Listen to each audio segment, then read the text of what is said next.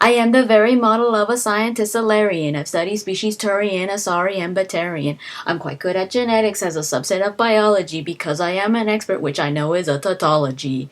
My xenoscience studies range from urban to agrarian. I am the very model of a scientist Salarian.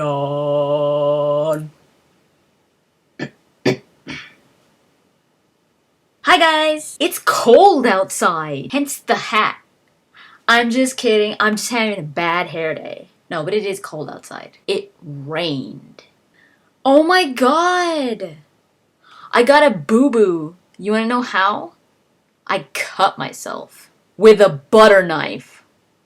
For all of you that have wondered if you could cut yourself with a butter knife, you can. But you've gotta be really, really lame like me to do it, or else it won't happen. But if you're really, really lame like me, you'll get cut. I was like, when it happened, I didn't even go ow or anything like that. When I got cut, I was like, are you serious? It actually bled. Like, it cut the skin. I was like, I thought that was like a myth, like an urban legend or something.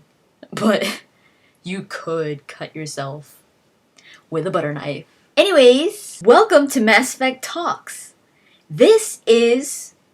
What? Episode what? Episode 19. And I'm going to be talking about the Salarians. Did you like my little intro? No? Good, because I didn't either. That was actually really hard. I thought it would be easier. And I did one with cuts, but I was like, that was kind of lame. The point is to sing it without cuts. That was hard. I'll show you what I had to go through at the end. But let's get this started, shall we? So the Salarians. For those of you that haven't seen my Mass Effect Talks, my previous Mass Effect Talks, I talked about the Krogans. And I'm going to be talking about, in Mass Effect Talks, I'm going to be talking about the races. That was weird. I was like, the races. I'm going to be talking about the races. So far I have talked about the Quarians, the Geth. It's not really a race, but I talked about the Geth anyways. Quarians, the Geth, the Turians, and the Krogans, and now I'm going to talk about the Salarians. Next week, I'm thinking I'm going to talk about the Asari. Ooh. So the home world of the Salarians is sur'kesh, and we will be able to go to sur'kesh in Mass Effect 3. So the Salarians were the second species to join the Citadel Council. They came in contact with the Citadel just a few decades after the Asari. And on the Council, the Salarians, they are like the intelligence part of the Council. So they're usually focused more on like espionage and attaining information, your intelligence group.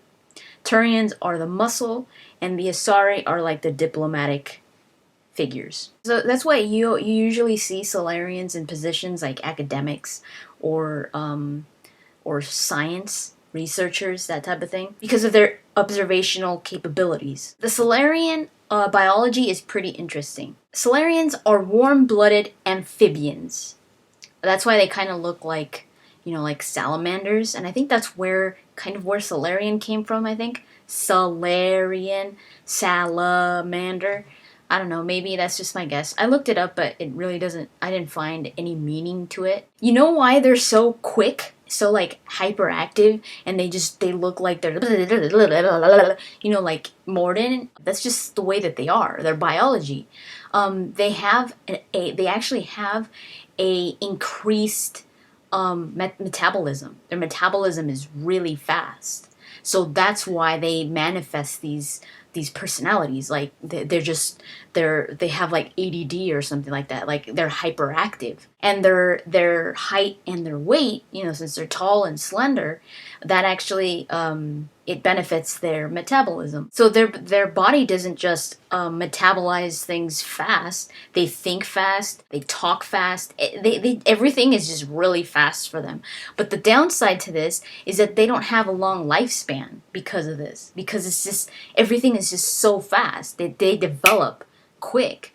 And it's rare to see a Salarian over 40 years old. So they don't live long. They also have a problem because they're so fast. They have a problem with with all the other races just because they're slower. They get impatient, especially the Elcor. I mean, I get bothered by the Elcor sometimes. It's just like, now imagine a Salarian that freaking talks at 100 miles per hour, and you've got an Elcor that is talking at like 5 miles per hour. But I was doing the math, and I was like, oh my god, Morden is actually pretty old for a Salarian. He's like almost 40. And it's rare to see a Salarian over 40. So Morden is like old age already. Morden is almost gonna die.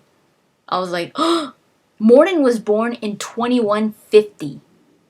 And Mass Effect takes place in like 2188, I believe. Like 2188. And I believe after Mass Effect 2 it's like 2189. Something like that. So that means that he's over 30. He's almost 40. Morden.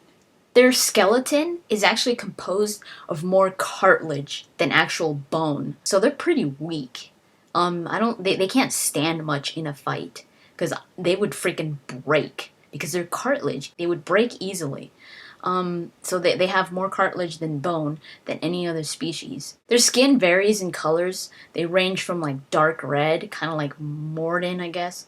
Or Chorbin is really dark, like a really dark red. And they range from like green, blue, grays. So that they don't have a specific colorization to their skin. Salarian eyes have a little membrane over their eyes. It's kind of like humans have eyelids.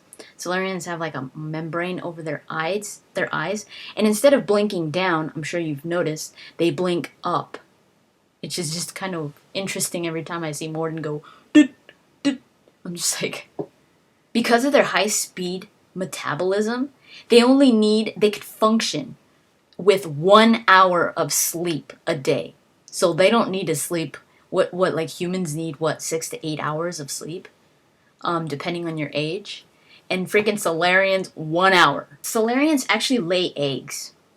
And they're what's called haploid-diploid. What that means is that the unfertilized eggs produce males and the fertilized eggs produce females. So once a year, a female will produce like a dozen eggs, and social rules actually prevent all but a fraction from being fertilized. So all but a fraction from being females. So 90% of the population, of the Salarian population, are males. Salarians have photographic memory, so they do not forget anything, especially when it comes to facts. They remember everything. They also have this form of imprinting that is pretty interesting.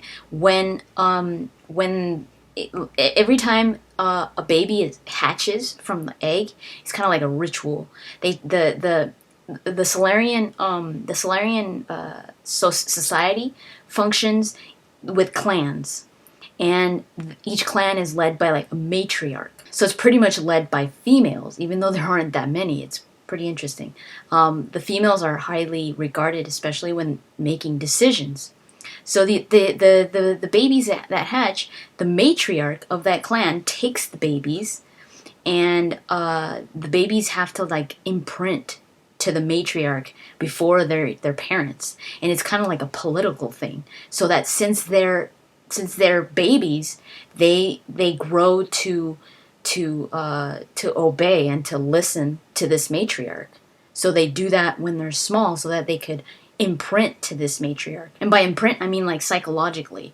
They psychologically like connect to this matriarch. And when it's a daughter, when it's a girl, when there's girls born, the matriarch from the dad's family and the matriarch from the mom's family, if they're different, in the different colonies, both matriarchs take the baby, and the baby has to imprint to both of them. so that it's not that when they're older, they have like an affiliation to both matriarchs. They also have the girls, the female Salarians. They basically learn this in society, in the Salarian society.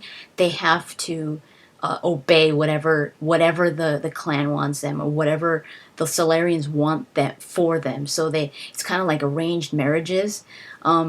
They choose whatever's going to happen to the female Salarians.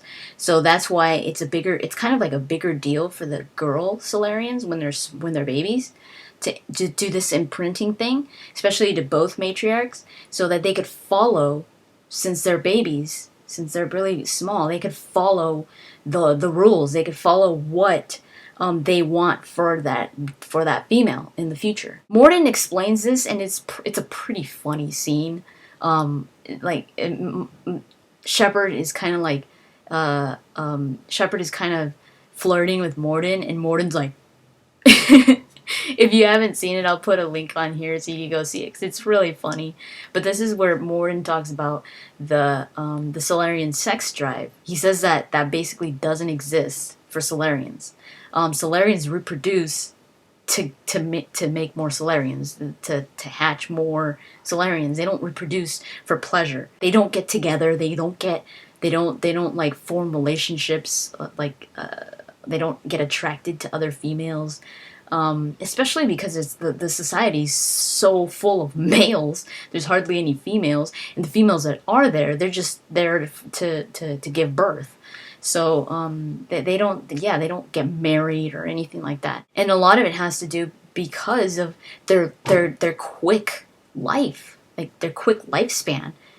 They don't have time for any of that. But they are, you do see in Mass Effect that they are attracted to the Asari. So let me go into a little bit of history with the Salarians. The Salarian government is called the Salarian Union. The Salarians used to have this group called the League of One. And what they were was just 12 people.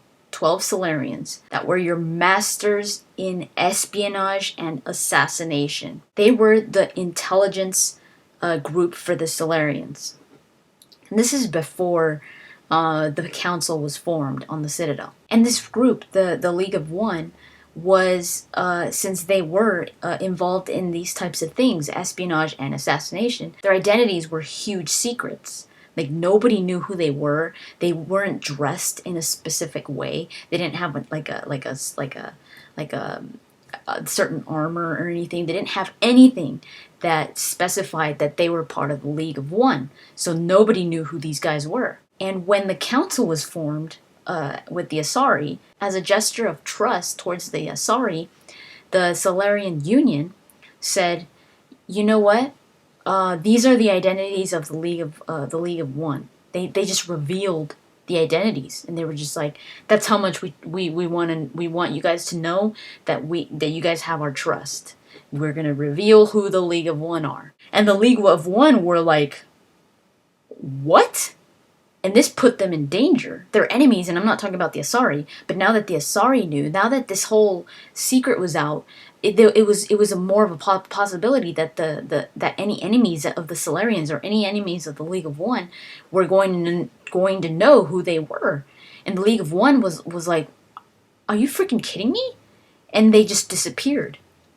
Because they were like, I'm out of here. This is not good. So they disappeared. But a few months after they disappeared, suddenly the inner cabinet of the Salarian Union was murdered.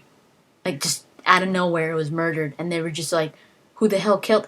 And, I mean, they didn't have to think very far to figure out who it had been. The League of One had assassinated the inner cabinet because of what they did. So now the League of One became this, like, rogue group.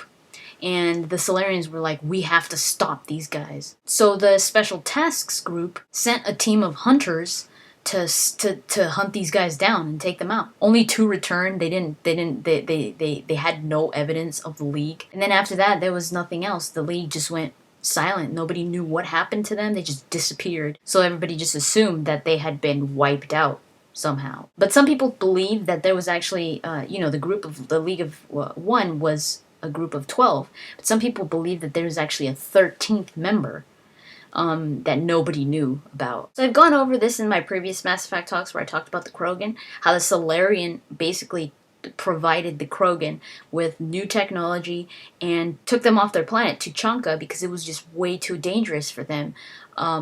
It was basically, it was just causing the Krogan to live a very harsh life.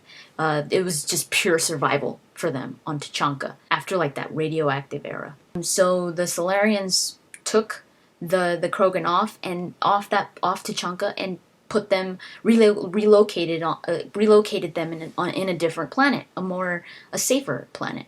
So they were like, here you go, guys. Now could you guys help us with the Rachni? So they did it. They did all this just because they needed the Krogan's help. But after the Krogan helped them, they did end the Rachni Wars, the Rachni Wars and everything. But because of the way that the Salarians helped them, making their life easier, the Krogan had more time to reproduce, and they have really fast reproduction cycles. They had more time to reproduce, and basically nothing to do. They didn't have to worry about survival anymore, and the Krogan naturally are fighters. They need to be engaged in fighting, so they went and like freaking started the Krogan rebellions and started to take over other planets. So because of what the Salarians did, made life easier for the Krogan, this all happened. Of course, it wasn't the Salarians' intention, but